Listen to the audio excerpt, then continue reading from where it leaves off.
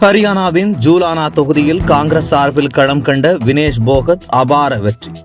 பாஜக வேட்பாளர் யோகேஷ் குமாரை விட சுமார் 5231 வாக்குகள் வித்தியாசத்தில் வெற்றி வாகையை சூடிய வினேஷ் போகத் தேர்தலில் முதன்முறையாக களம் கண்டு வெற்றி பெற்ற வினேஷ் போகத்துக்கு பொழியும் வாழ்த்து மலை.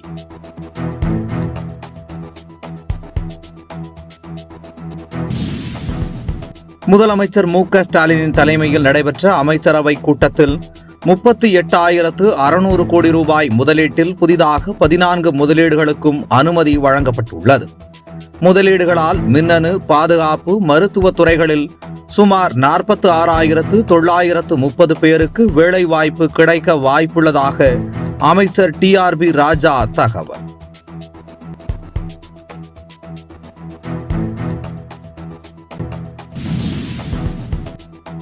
தமிழ்நாட்டில் வளர்ச்சிப் பணிகளை துரிதப்படுத்த 14 மாவட்டங்களுக்கு பொறுப்பு அமைச்சர்களை நியமித்து முதலமைச்சர் மு.க.ஸ்டாலின் உத்தரவு. நெல்லை கே.என். நேரு, குமரி தங்கம் தென்னரசு, கோவை செந்தில் பாலாஜி, நாகை அன்பில் மகேஷ் பொய்யாமொழி உள்ளிட்டோர் பொறுப்பு அமைச்சர்களாக நியமனம்.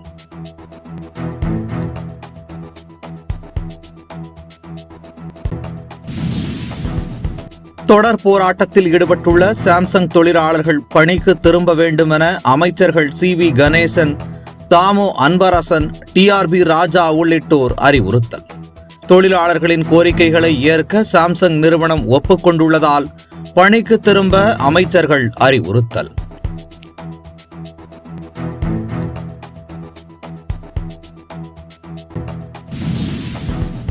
கன்னியாகுமரி கிழக்கு மாவட்ட செயலாளரும் அதிமுக எம்எல்ஏவுமான தளவாய் சுந்தரம் கட்சி பொறுப்பில் இருந்து தற்காலிகமாக நீக்கம். கன்னியாகுமரியில் கடந்த 6ஆம் தேதி RSS பேரணியை தளவாய் சுந்தரம் தொடங்கி வைத்தது சர்ச்சையான நிலையில் அவர் வகித்து வந்த கட்சி பொறுப்புகளை பறித்து எடப்பாடி பழனிசாமி உத்தரவு.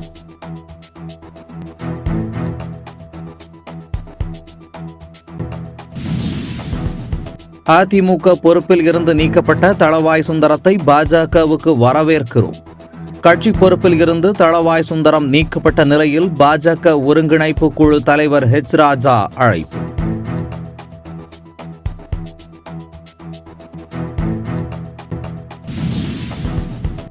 சென்னையில் கதீட்ரல் சாலையில் திறக்கப்பட்ட கலைஞர் நூற்றாண்டு பூங்காவிற்கான நுழைவு கட்டணத்தை குறைக்க வேண்டுமென தமிழ்நாடு அரசுக்கு பாமக தலைவர் அன்புமணி ராமதாஸ் வலியுறுத்தல். வெளிநாட்டு பூங்காவிற்கு இணையாக அமைக்கப்பட்ட கலைஞர் நூற்றாண்டு பூங்காவை கண்டுகளிக்க குறைந்த கட்டணமே நிர்ணயிக்கப்பட்டுள்ளதாக தமிழ்நாடு தோட்டக்கலைத்துறை விளக்கம்.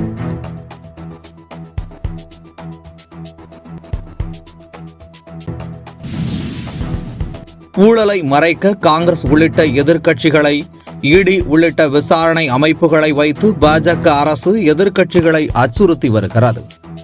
மக்கள் விரோத ஆட்சியை நடத்தி வரும் பாஜகவுக்கு தேர்தல் முடிவுகள் தக்க பதிலடியாக இருக்கும் என தமிழ்நாடு காங்கிரஸ் கமிட்டி தலைவர் செல்வ பெருந்தகை அதிரடி.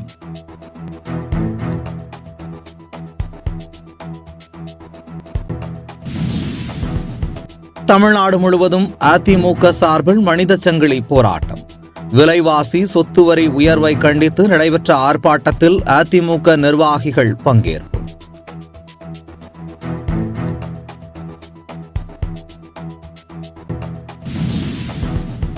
தமிழ்நாட்டில் தக்காளி விலை தாறுமாறாக உயர்வதால் வாடிக்கையாளர்கள் அதிர்ச்சி. சென்னை கோயம்பேடு சந்தையில் சில்லறை வர்த்தகத்தில் 1 கிலோ தக்காளி 110 வரையிலும் விற்பனை.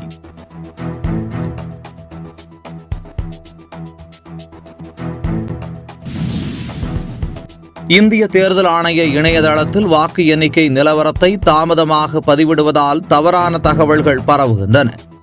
ஹரியானா, ஜம்மு காஷ்மீர் வாக்கு எண்ணிக்கை தரவுகளை உடனுக்குடன் பதிவிட இந்திய தேர்தல் ஆணையத்திற்கு காங்கிரஸ் செய்தி தொடர்பாளர் ஜெயராம் ரமேஷ் கடிதம்.